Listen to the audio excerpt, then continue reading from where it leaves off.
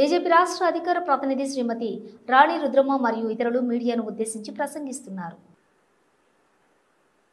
Media మిత్రులకు నమస్కారం.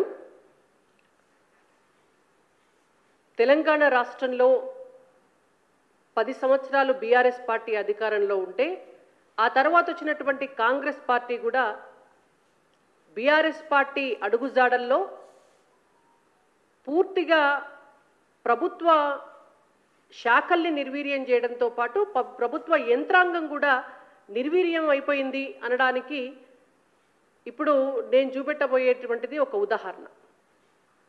RTI act అనేటువంటిది ఒకటి ఉంటుంది, రైట్ టు ఇన్ఫర్మేషన్ యాక్ట్.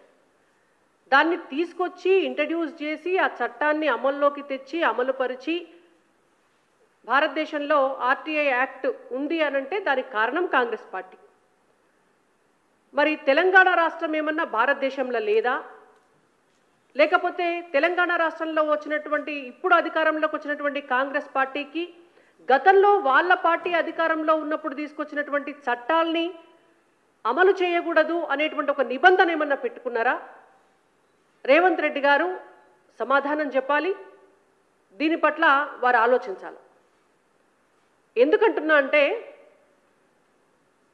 జనవరి 31వ తారీఖు, ఇది జనవరి 31వ తారీఖు మా పార్టీ తరపున మా ఆర్టీఐ కన్సల్టెంట్ గంజి శ్రీనివాసరావు గారి పేరు పైన భారతీయ జనతా పార్టీ తరపున నేను ఒక 27 ప్రశ్నలకు సంబంధించి, ఇందులో చాలా క్లియర్గా మీకు 3 పేజీల్లో కనిపిస్తాయి. నేను మీడియా మిత్రులకు కూడా ఈ క్వశ్చనైర్ మొత్తం ఇస్తా.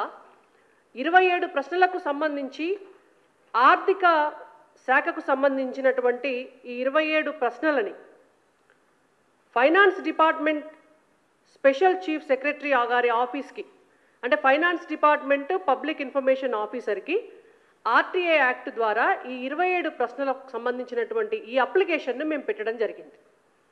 మాకు ఈ 27 ప్రశ్నలకు సమాధానం కావాలి అని మేము మార్చి 31వ తారీఖు నాడు అడిగినాం.